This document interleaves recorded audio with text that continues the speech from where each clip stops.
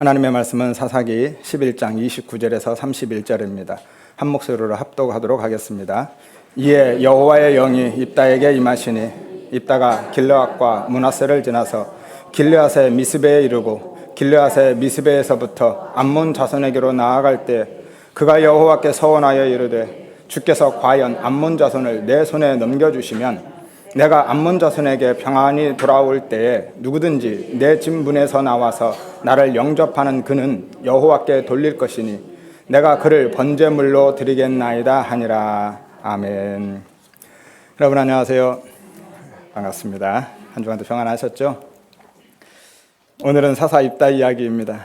먼저 하나님이 입다를 왜 사사로 세우셨고 입다가 어떻게 예수님을 모형하고 있는지 간단하게 살펴보고 입다의 서원 이야기를 나누도록 하겠습니다. 입다에 대해서는 11장 1절에서 3절에 잘 소개되어 있죠. 길르앗의 아들인데요, 사생자입니다. 지난주에 제가 서자라 말씀드렸는데요, 정확히는 사생자입니다. 왜냐하면 그의 어머니가 길르앗과 혼인관계에 있지 않는 창녀이기 때문이죠. 그래서 이복 형제들에게서 쫓겨나서 요단강 동편 돕당에 거하게 됩니다. 거기에서 잡류들과 함께 무리배에 두목 노릇하면서 지내고 있었죠. 그리고 그 입다는 오늘 이스라엘을 대표하고 있습니다. 입다가 그를 찾아온 이스라엘의 모습을 그대로 투영해서 보여주고 있는 것이죠. 하나님 앞에서의 이스라엘의 전체의 모습이 딱 그 모습인 거예요. 가나안의 신들뿐만이 아니라 주변 나라의 모든 신들까지 끌어들여서 가늠하고 있는 창녀. 그래서 창녀의 아들을 그들의 머리로 세우신 겁니다. 머리는 몸 전체를 대표하고 있죠. 그러니까 하나님이 입다를 통해서 이스라엘 백성들에게 이게 너야 라고 말씀하고 계신 거예요. 이스라엘 전체를 창녀 취급하고 계신 겁니다. 그리고 그게 바로 지금 우리의 모습, 내 모습인 거죠. 그러면 우리는 어떻게 해야 되는 거죠?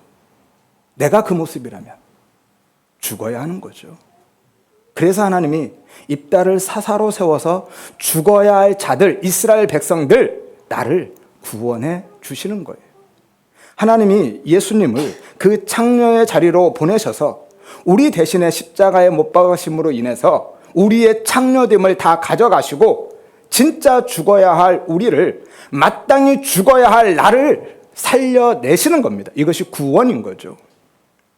따라서 입다는요, 죽어야 할 우리에 대한 상징이기도 하지만 동시에 예수님에 대한 모형인 것이죠. 이것이 예표의 이중성이라 말씀드렸죠. 그래서 예수님이 세상의 사생자로 창녀의 후손으로 오셔서 그의 형제들에게, 율법주의자들에게 쫓겨나시는 거예요. 예수님은 실제로 창녀의 후손으로 오셨죠? 아닌가요? 맞죠? 예수님의 어머니 마리아, 요셉과 실제로 혼인관계에 있지 않습니다. 마리아가 창녀라는 이야기는 아니에요. 법적으로는 약혼녀이지만 실제로는 육체적으로는 처녀였죠. 그리고 여리고성의 기생 라합, 누구죠? 기생, 창녀죠. 오늘 본문의 입다의 어머니 기생, 동일한 단어입니다. 그는 정말 창녀였어요. 시아버지를 유혹해서 아들을 낳은 다말, 역시 창녀로 변장해서 잉태했죠. 루시나, 우리아의 아내 역시 별반 다르지 않습니다. 그런데 마태복음 1장에 예수님의 족보에 가면 예수님은 그 여자들에게서 오셨다 말씀하시죠. 다말에게서, 라합에게서, 룻에게서, 우리아의 아내에게서, 마리아에게서 예수님이 오십니다. 하지만 예수님은요, 태어나자마자 예굽으로 쫓겨나죠. 그리고 공생애를 살아가실 때에도 인정받지 못하고 여전히 배척당하였고 쫓겨다니셨습니다. 요한복음 1장 11절에 그가 자기 땅에 오매 자기 백성이 영접하지 않았다라고 말씀하시죠. 그리고 결국은 유대주의자들과 율법주의자들에 의해서 건축자들이 버린 돌처럼 버려졌습니다. 하지만 이스라엘로부터 버려진 입다가 다시 이스라엘의 머리가 되어서 그들을 구원한 것처럼 8절에 보면 당신이 우리의 머리가 되어달라고 하죠. 예수님이 그와 같이 모든 영적 이스라엘 백성들, 하나님의 택하신 백성들의 머리가 되어서 구원해 내시는 겁니다. 그래서 입다가 형제들에게 쫓겨나서 돕당에 살아가게 된 거예요. 이 돕당, 에레츠 토브라는 단어인데요. 에레츠, 땅이라는 단어고요. 토브, 선한, 좋은이라는 의미입니다. 그런데 그 좋은, 선한 땅이 어디에 또 나오죠? 창세기의 창조기사에 나오죠. 하나님이 셋째 날에 천하의 물을 한 곳으로 다 모으신 다음에 물에서 묻을 땅을 구별해내죠. 분리해냅니다. 그리고 나서 하신 말씀이 보시기에 좋았다라고 하십니다. 그 보시기에 좋은 땅, 물에서 드러난 뭇 그 땅, 이것이 바로 에레츠 토브라는 단어이고요. 이것이 돕 땅인 거예요. 이 땅 이야기를 하려면 따로 한 시간은 별도로 해야 될 것 같은데요. 결론만 말씀드리면 구원받은 성도가 바로 그 땅이다라는 거예요. 성경에서 땅은요, 하나님의 나라에 대한 상징이죠. 따라서 우리가, 성도가 그 땅이 되는 겁니다. 지난번 산상복음 나눌 때 말씀드렸죠. 우리가 바로 예수의 땅이라고요. 자세한 것은 산상복음 6번째 말씀 참조하시면 되겠습니다. 아무튼 따라서 오늘 입다가 형제들에게 쫓겨나서 돕 땅에 거하면서 이스라엘의 구원자가 된 것은요, 우리에게 버림받은 예수님이 다시 우리 안으로 들어오셔서 우리의 머리가 되어주셔서 우리의 구원자가 되어주심에 대한 이야기를 하고 있는 것이죠. 그래서 입다와 함께 있던 자들이 잡류로 등장하는 겁니다. 잡류, 지난주에 말씀드렸죠. 어떤 의미였습니까? 잡류, 가치 없는, 텅 빈, 무익한, 그리고 죽을 수밖에 없는 피의 굶주린의 단어의 합성어라고요. 그게 바로 우리인 거예요. 그게 내 모습인 겁니다. 우리가 잡류인 거죠. 그런데 예수님이 그런 우리에게 오셔서 그런 잡류인 우리와 함께 출입하시고 동행하신다라는 그림을 그려주고 계신 겁니다. 그리고 예수님이 이 땅에 오셔서 실제로 그런 자들과 함께 하셨죠. 예수님은 세리와 창녀들과 죄인들과 함께 하셨습니다. 세리와 창녀, 그들이 잡류인 거죠. 그가 우리인 겁니다. 가장 무익하고 가치 없는, 죽을 수밖에 없는 죄인의 대표로 등장하는 것이 그들이죠. 그게 지금 우리의 모습이고요. 우리 주님이 그런 우리와 지금도 함께 하시고 우리의 구원자가 되심을 믿으시기를 바랍니다. 이제 본격적으로 본문의 입다 이야기를 시작하도록 하겠습니다. 그런 입다가요, 이스라엘의 머리와 장관이 되었죠. 통치자가 되었습니다. 그래서 암몬과 전쟁을 치르죠. 그 상황을 간단히 정리해 드리면 12절에서 13절에 입다가 먼저 암몬 왕에게 사신을 보내서 왜 침략했는지를 묻습니다. 침략의 이유를 묻자 암몬 왕이, 야, 이스라엘이 출애굽할 때 우리 땅 가져갔잖아. 요단 동편 땅이죠. 그 땅 내놔. 그러면 돌아갈게라고 하죠. 하지만 입다가 14절에서 27절에 그가 암몬 왕의 소유권을 주장하는 그 주장이 얼마나 부당한 것인지를 장황하게 설명하죠. 그리고 지금 있는 너희의 땅에 그냥 만족해라고 합니다. 하지만 암몬 왕이 들을 리가 없죠. 입다의 충고를 받아들이지 않고 거절합니다. 그래서 전쟁이 시작되는 거예요.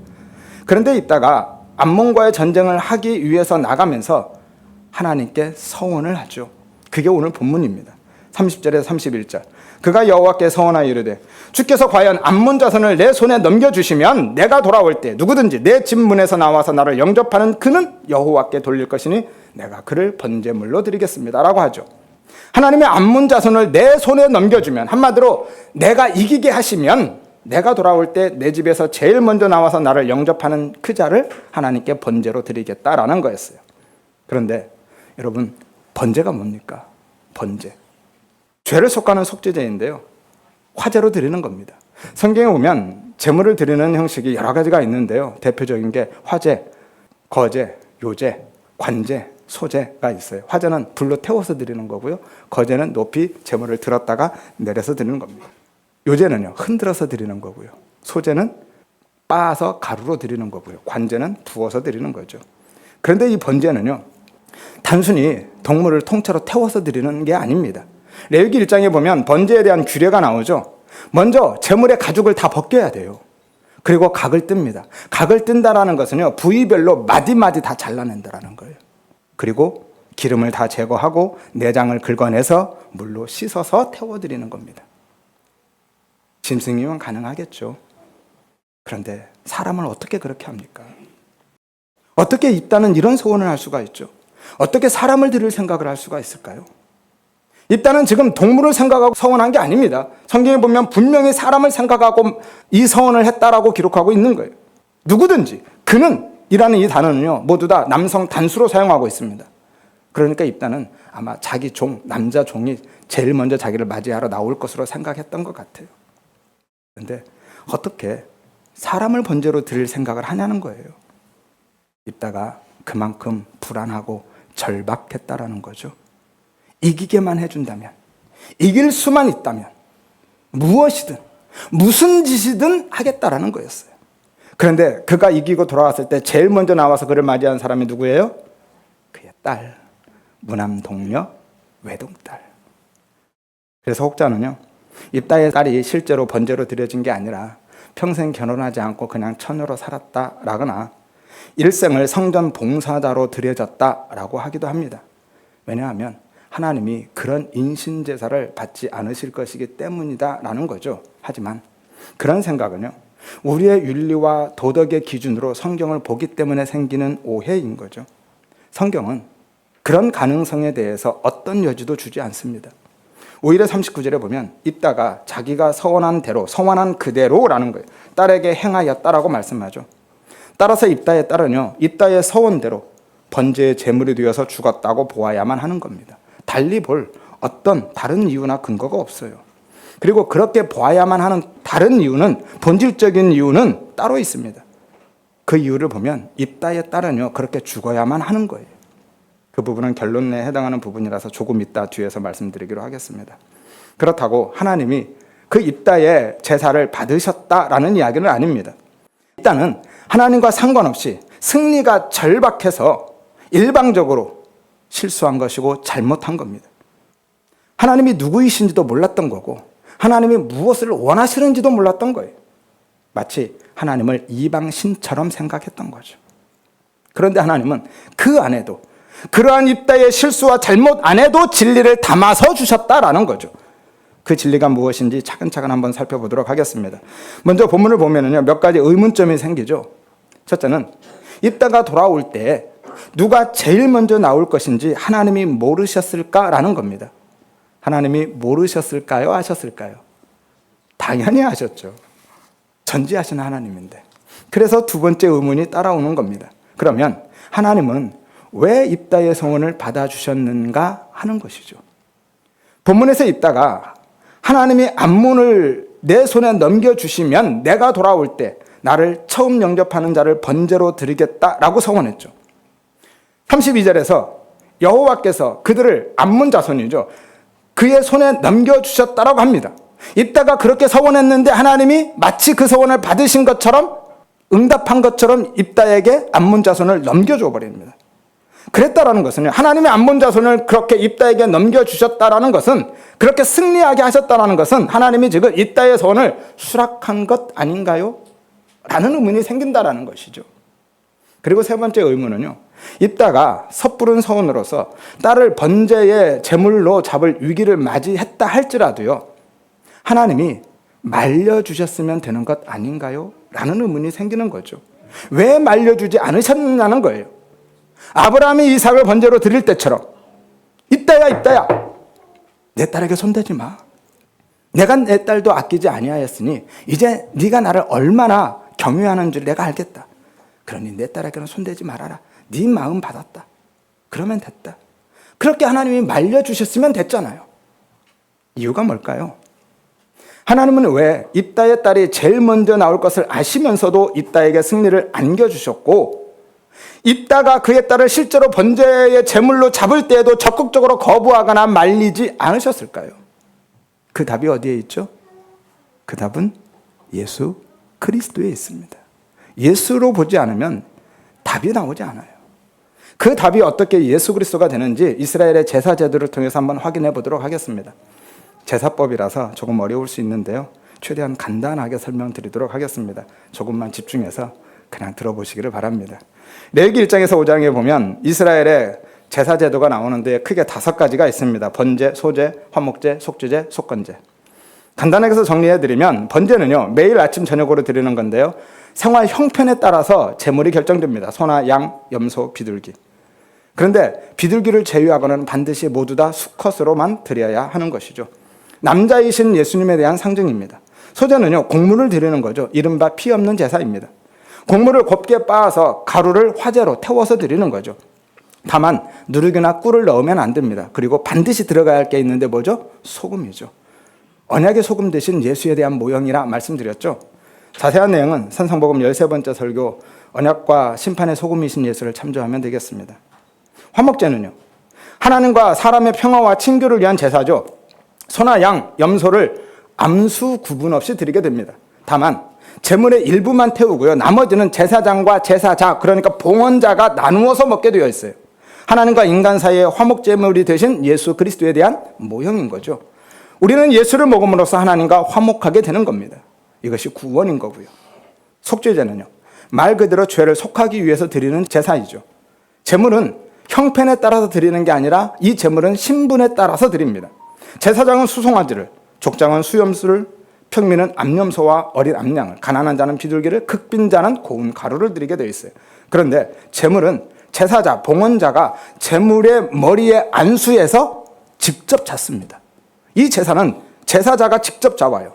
제사장이 아니라 봉헌자가, 제사자가 자신의 죄를 그에게 넘겨주고 있는 것이고, 내가 그 제물을 잡음으로써 내가 예수를 죽인 자가 되는 거예요. 우리의 죄를 다 가져가시고 우리의 죄가 되어서 죽으신 예수에 대한 모형인 거고요. 그래서 우리가 예수 살해자가 되는 겁니다. 속건제는요, 자신의 과오와 실수로 인해서 하나님과 사람에 대해서 죄를 범했을 때 드리는 제사입니다. 흠없는 수량을 하나님께 드리게 되는데요, 손해를 끼친 것에 대한 실제적인 배상도 포함되어 있습니다. 이것은 우리의 대속 제물이 되신 예수 그리스도에 대한 상징이죠. 이처럼 각각의 제사가 담고 있는 메시지가 다 다릅니다. 하지만 모두가, 전체가 예수 그리스도의 구원 사역에 대한 이야기를 담고 있는 것이죠. 한 문장으로 정리해드리면, 번제는 예수 그리스도의 죽으심을, 소제는 예수 그리스도의 부활을, 화목제는 예수 그리스도의 승천을, 속죄제는 예수 그리스도의 대속을, 속건제는 예수 그리스도의 속량에 대한 이야기를 하고 있는 것이죠. 그런데 오늘 입다가 자신의 딸을 번제로 드렸다고 하는데요, 엄밀히 보면 번제와 서원제로 드리는 겁니다.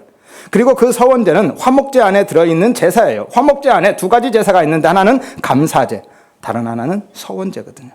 따라서 화목제를 살펴보면 입다가 지금 어떤 잘못을 하고 있고, 하나님이 왜 입다의 딸을 제물로 바쳐지는 그 비극적인 상황을 허락하셨는지를 알 수가 있게 되겠죠. 좀 전에 말씀드린데요, 화목제 제물은 다른 제사의 제물과는 달리 제사장과 봉헌자가 함께 나눠 먹게 되어 있습니다. 이러한 화목제물의 현실을 한 장의 그림으로 보여주신 곳이 있는데, 출애굽기 24장이죠. 시내산 언약의 현장입니다. 출애굽기 24장 1절에서 11절에 보면 하나님이 시내산으로 모세와 이스라엘 대표들을 불러내죠. 모세와 아론, 나답과 아비후, 아론의 아들들이죠. 그리고 70명의 장로들입니다.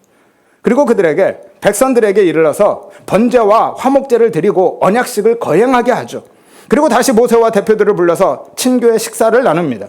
그들이 하나님 앞에서 먹고 마시고 잔치를 벌이게 되는 것이죠. 이것이 화목제가 담고 있는 메시지입니다.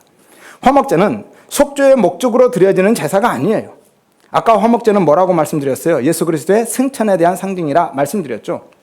화목제는 죄인들의 속죄가 완료되어서 하나님과 하나님의 백성 간의 화목이 성취되는 것을 선포하는 것이고요, 그러한 하나님의 은혜와 열심에 감사와 찬송을 드리는 성도들의 천국 혼인잔치에 대한 모형으로 주고 있는 겁니다. 이것이 화목제예요. 하나님의 은혜가 너무 크고 감사해서 그 마음에서 자원하여서 감사와 찬송이 터져 나오는 것. 그래서 화목제 안에 자원제인 감사제와 서원제가 들어가 있는 겁니다. 따라서 서원제는 하나님께 내가 무엇을 드릴 테니까 대신 이것 좀 해주세요 라고 거래용으로 쓸 수 없다라는 거예요. 그러니까 서원은요, 죽어야 할 나를 위해서 나 대신에 흠없는 제물이신 예수를 보내심으로 나에게 그 구원과 생명을 주신 예수의 은혜가 너무 크고 감사해서 하나님께 기쁨으로 감사와 찬송을 드리는 것, 이것이 서원인 거예요. 다시 말해서 자원하여서 나 자신을 드리는 것이 서원인 겁니다. 내가 누군가를 찬송한다라는 것은요, 그 앞에서 나는 완전히 부인되는 것이고 그만 높아지는 거잖아요. 그것이 바로 나를 드리는 거예요. 이게 진짜 서원인 겁니다. 내가 뭘 해드릴 테니까 나에게 이거 해주세요 라고 하는 것은요, 그러한 조건으로 제시하고 있는 것은 서원이 아니라 뭐죠? 거래인 거예요. 혹은 계약이나 딜이라고 하는 거예요. 서원이 아닙니다. 그래서 서원 제물은 첫 새끼를 드릴 수가 없어요. 레위기 27장에 보면 서원 제물에 대한 규례가 있죠. 26절에 오직 가축 중에 처음 난 것은 여호와께 드릴 첫 것이라 누구든지 그것으로는, 처음 난 것 첫 것으로는 서원의 예물로 성별하여서 드리지 못한다라고 말씀하는 거예요. 왜죠? 왜 첫 것은 서원의 예물, 서원 제물이 될 수 없는 거죠? 왜냐하면 그 첫 것이 장자이신, 맏아들이신 예수 그리스도를 모형하고 있기 때문에 안 되는 거예요. 장자 되신 예수님이 첫 것으로 이미 하나님께 드려졌기 때문에, 그래서 우리가 생명과 구원을 얻었기 때문에, 그 구원이 이미 완료되었기 때문에 더 이상 첫 것을 드리면 안 된다라고 하는 겁니다. 화목제에서는. 그래서 우리가 장자들의 총회에 들어가게 되는 거예요. 히브리서 12장 23절 말씀이죠. 장자들만 들어간다는 게 아니죠. 그런 막내인 저는 천국 못 가죠. 여기 계신 여자 성도님들도 천국 못 갑니다. 그런 얘기가 아니라 우리가 장자이신 예수 그리스도와 연합하여서 장자로 하나님의 맏아들로 들어간다라는 거예요. 로마서 8장 29절 말씀이죠. 그런데 아까 화목제물은 어떤 이야기를 담고 있다고 말씀드렸죠? 예수 그리스도의 승천. 그래서 천국 혼인잔치에 대한 상징이다 말씀드렸죠. 따라서 서원제는요, 완료된 그 구원의 은혜에 대한 감사와 찬송을 드리는 것이기 때문에 그 예물, 제물은 첫 것을 사용할 수 없다라는 거예요. 첫 것을 사용하면 안 된다라는 거예요. 첫 것을 쓰게 되면 그러면 그 완료된 구원의 현실을 부정하는 것이기 때문인 거예요. 그래서 죄를 속하는 모든 제사는 다 고안이 상하지 않은, 생식 기능을 상실하지 않은 수컷으로 제물을 드리는 겁니다. 왜죠? 수컷이 아니거나 고안이 상한 것은요, 생명이 없는 거니까요. 수컷은 유일한 생명의 씨를 가진 남자이신 예수의 그 생명을 상징하고 있는 거잖아요. 하지만 화목제물은 암수 구별 없이 드려집니다. 첫 것, 첫 새끼만 아니면 되는 거예요. 반드시 첫 새끼는 아닌 것을 드려야 됩니다. 왜냐하면 그 제물이 바로 우리 자신이기 때문에 첫 것이 아닌 것으로 드려지는 것이 바로 나라는 거예요. 내가 드려지는 겁니다. 우리가 장자이신 예수님의 십자가 공로로 천국 혼인잔치에 들어감에 대한 상징인 거거든요. 그래서 바울이 로마서 12장 1절에 너희 몸을 하나님이 기뻐하시는 거룩한 산 제사로 드려라 라고 말씀한 겁니다. 열심히 노력해서 하나님이 받으실 만한 자격을 갖추어라 라는 것이 아니라 예수와 연합하여서 그렇게 제물된 삶, 육적 자아가 죽는 삶, 자기 부인의 삶, 십자가의 삶을 살라라는 거고요. 그 구원의 은혜를 받은 자는 그 지향성을 갖고 살게 될 것이라는 거고요. 하나님께서, 예수님께서 그렇게 살도록 만들어내시겠다라는 거예요. 그러한 선언으로 주고 계신 겁니다. 성도는요, 그렇게 맏아들이신 예수가 가신 그 길, 십자가의 길, 자기 부인의 삶을 살아가면서 하나님께 바쳐지는 제물이 되어서 다른 사람을 위한 양식으로 내어주는 삶, 먹히는 삶을 살게 되는 겁니다. 이것이 우리의 사랑이고요, 우리가 하는 구제이고 섬김, 헌신의 본질인 거예요. 그래서 화목제의 제물은요, 사람들이 함께 먹는 겁니다. 구원받은 하나님의 백성들이 드리는 영적 예배가 이건 거예요. 진짜 이것이 예배인 거죠. 이것이 화목제, 서원제 안에 담겨진 하나님이 담아서 주신 진리인 거죠. 그래서 이 세상 역사 속에서 성도들의 삶이 고난으로 체감되는 거예요. 그렇게 하나님께 바쳐진 제물이 되어서 죽어가는 십자가의 삶을 실제화해서 살아가는 그 과정을 통과해 가기 때문에 이것이 육적 자아의 죽음이고 자기 부인의 삶이잖아요. 하지만 하나님이 당신의 은혜와 열심으로 우리를 작은 예수로 만들어낼 것이고 우리를 장자로 맏아들로 받으실 것임을 믿으시기를 바랍니다. 하여서 우리 모두가 함께 예수와 함께 예수로 장자들의 총회에 들어가기를 주의 이름으로 소망합니다. 따라서 서원은요, 그러한 화목제의 현장 속에서 일어나는 거예요. 그러니까 서원은 하나님에 의해 내가 부인되어 가는 과정 속에서 내 삶 전체를, 나를 하나님께 내어드리는 것이지, 내가 하나님께 무엇을 드림으로 하나님을 기쁘시게 하는 것이 아닌 겁니다. 그리고 그것으로 내가 원하는 것을 얻어내는 것은 더욱 아닌 거예요. 혹시라도요, 옛날에 그런 서원하고 못 지킨 것 때문에 아직도 마음의 부담과 걱정을 안고 계신 분이 있다면 그냥 잊어버리시기를 바랍니다. 그런 서원은 잊지도 않고요, 하나님이 받지도 않으셔요. 그런데 오늘 입다가 전쟁을 하러 나가면서 하나님께 그런 엉터리 서원을 하고 있다라는 거죠.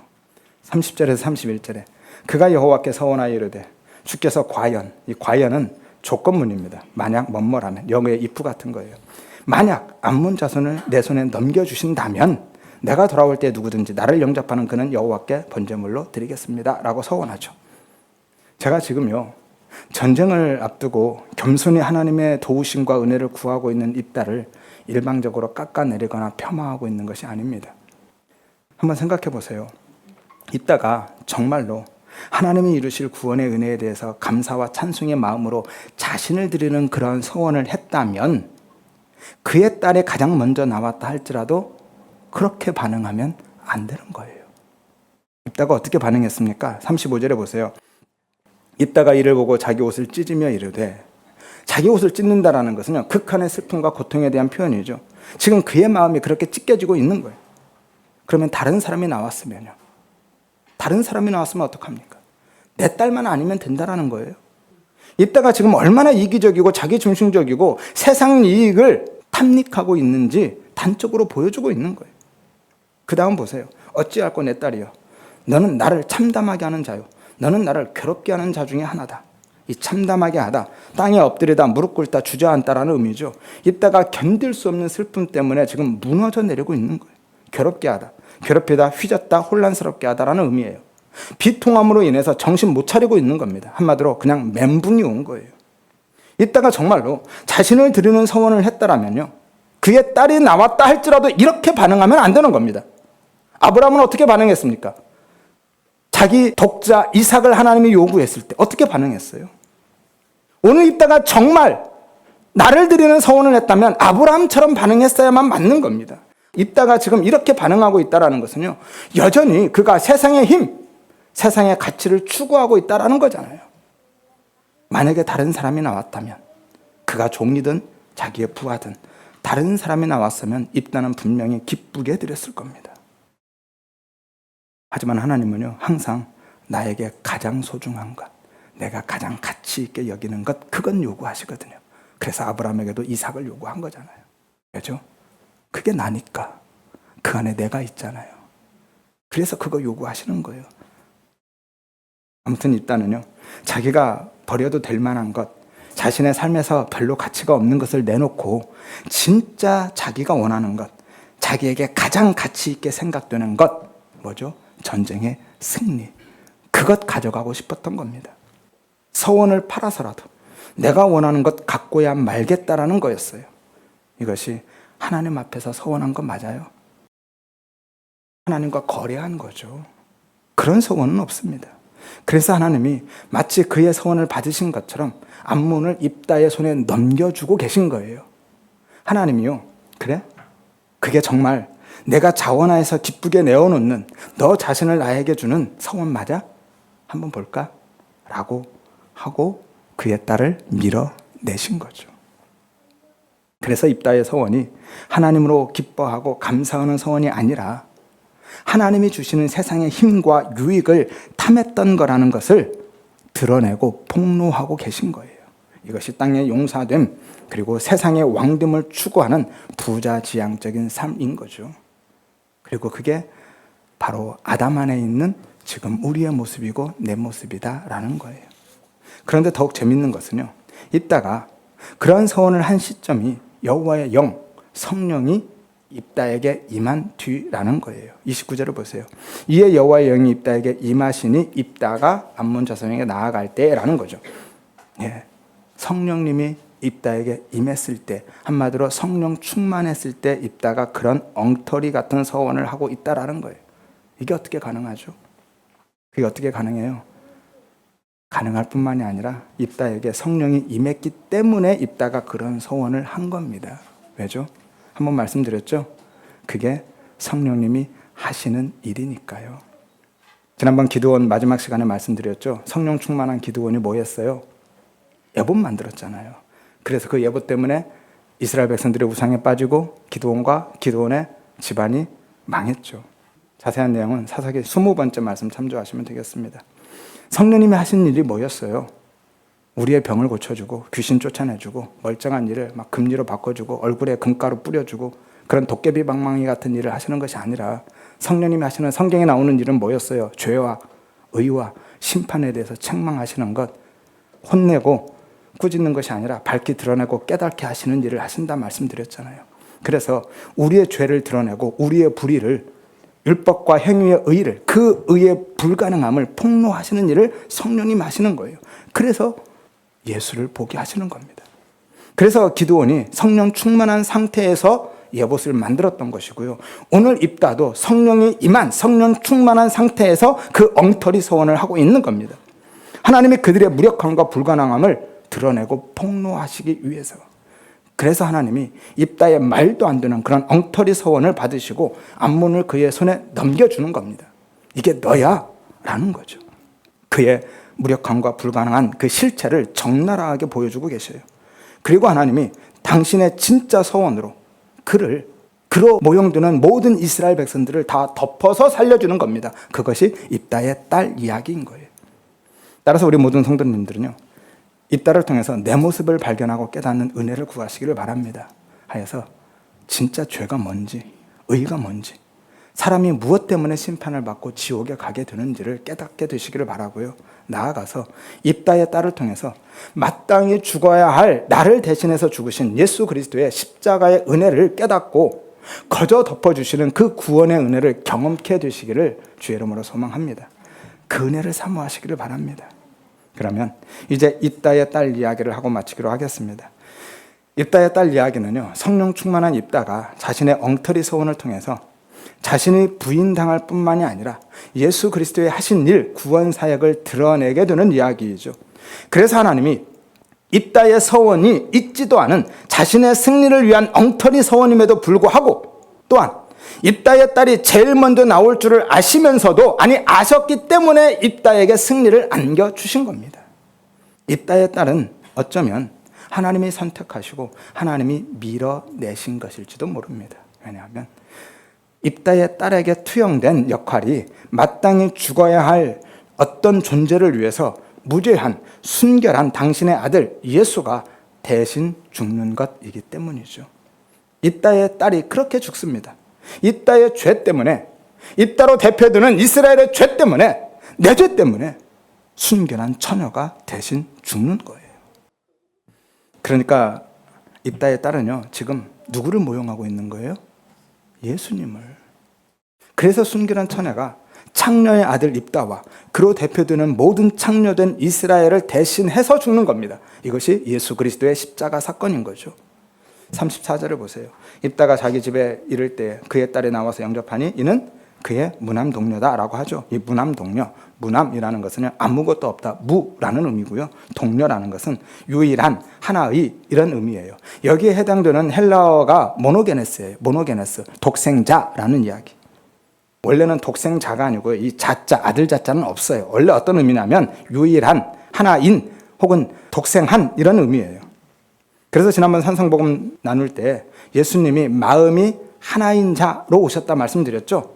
점도 없이 마음이 하나인 자로 오셔서 흠과 얼룩 없이 끝까지 한 마음으로 살다 가신 분, 그분이 모노게네스, 하나님의 독생한 하나의 유일한 아들인 거죠. 처음 듣는 이야기 같아요. 산상복음 23번째 말씀, 겉옷과 속옷 이야기 참조하시면 되겠습니다. 아무튼 오늘 본문은요, 아무 죄도 없는 순결한 처녀가 그의 대척점에 있는 창녀의 아들 입다와 창녀 이스라엘의 모든 죄를 다 뒤집어 쓰고 죽는 그림인 거죠. 예수 그리스도와 십자가에 대한 이야기를 하고 있는 겁니다. 유일한 남자이신 예수님이 입다처럼 남자 행세하고 남자로 살아가고 있는 모든 아담 군상들을 위해서 하나님 아버지의 뜻대로만 행하는 여자로 살다가 여자인 우리가 되어서, 내가 되어서 죽으신 거예요. 단순히 나를 위해서, 나를 대신해서 죽으신 게 아니라 내가 되어서 죽으신 겁니다. 36절을 보세요. 딸이 그에게 이르되 아버지께서 여호와를 향하여 입을 여셨으니 아버지의 입에서 낸 말씀대로 내게 행하소서. 이는 여호와께서 아버지를 위하여 아버지의 대적 암몬 자손에게 원수를 갚으셨음입니다 라고 말씀하죠. 입다의 딸은요, 죽어야 할 아무 이유가 없어요. 그런데 아버지의 서원 때문에, 아버지의 언약 때문에 죽는 겁니다. 만일 입다의 딸이 아버지, 하나님이 이기게 해주셨다는 걸 어떻게 알아요? 라고 발뺌해버리면 끝나는 겁니다. 하지만 그녀는요, 하나님이 승리하게 하셨음을 인정하고 입다의 서원대로 스스로 죽음을 선택하고 있는 거죠. 예수님이 그렇게 죽으셨죠. 죽어야 할 아무 이유가 없는데 예수님이 하나님 아버지의 창세전 언약 때문에 당신이 반드시 죽어야 한다는 것을 알았던 거예요. 그래서 스스로 십자가를 치고 가신 겁니다. 얼마든지 십자가를 거절할 수도 있고 십자가에서 내려올 수도 있으셨는데 예수님이 스스로 저주받은 뱀이 되어서 저주받은 내가 되어서 죽으신 겁니다. 38절을 보세요. 그가 입다의 딸이죠. 그 여자친구들과 가서 산 위에서 천으로 죽음을 인하여 애곡했다라고 하죠. 그런데 대신 죽는 자의 눈물이 또 어디서 나오죠? 나사로의 무덤 앞에서 나오죠. 요한복음 11장 35절에 보면 예수께서 눈물을 흘리셨다라고 하는데요. 예수님의 눈물을 흘리셨던 것은 지금 죽은 나사로가 불쌍해서 우는 거 아니었습니다. 그렇죠? 예수님이 죽기를 기다리고 있다가 가셨는데 무슨 불쌍해서 울었겠습니까? 그리고 조금 있으면 또 살려낼 거잖아요. 그런데 나사로가 불쌍해서 우셨겠습니까? 여기서 우셨다라는 것은요, 갑자기 울었다라는 거예요.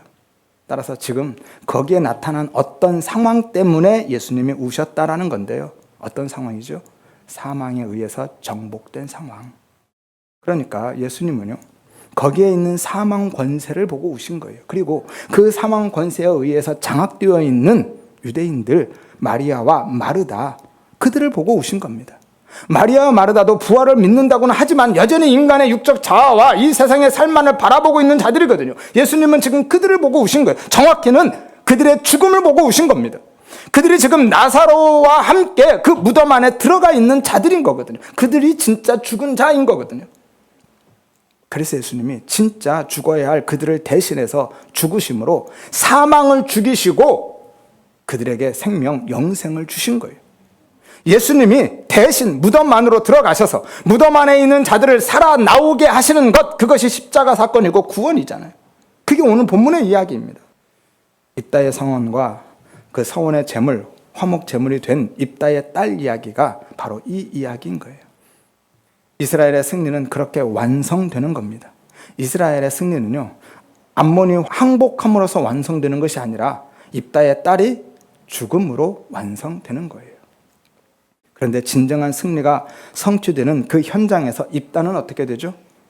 입다는요, 인간적이고 세상적인 관점으로 보면 망한 거죠.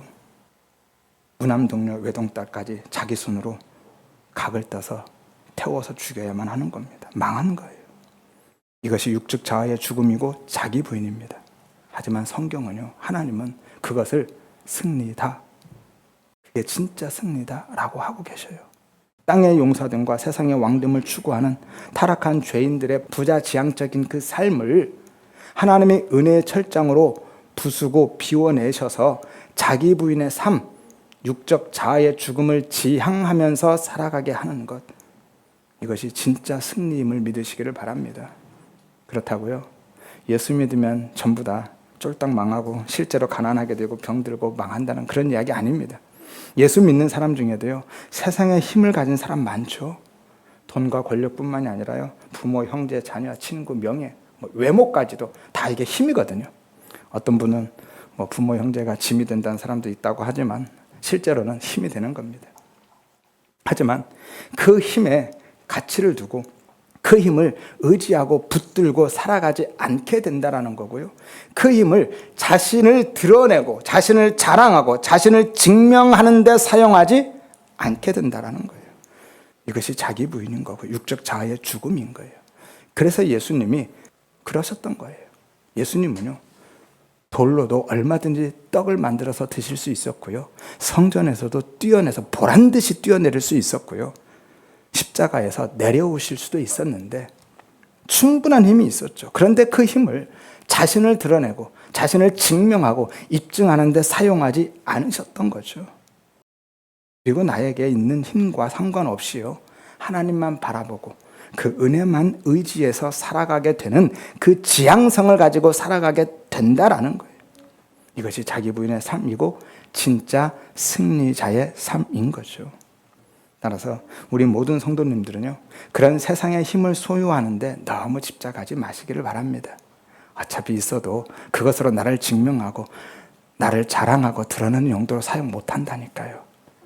너무 거기에 장념하지 마시고 참된 승리, 육적 자아의 죽음, 자기 부인의 삶, 십자가의 삶의 은혜를 구하시기를 바랍니다. 하여서 우리 모두가 세상의 떡의 힘으로 사는 땅의 용사, 세상의 왕됨을 추구하는 삶이 아니라 오직 예수로 살고 은혜로 사는 참된 승리자로 살아가시기를 주의 이름으로 축원드립니다.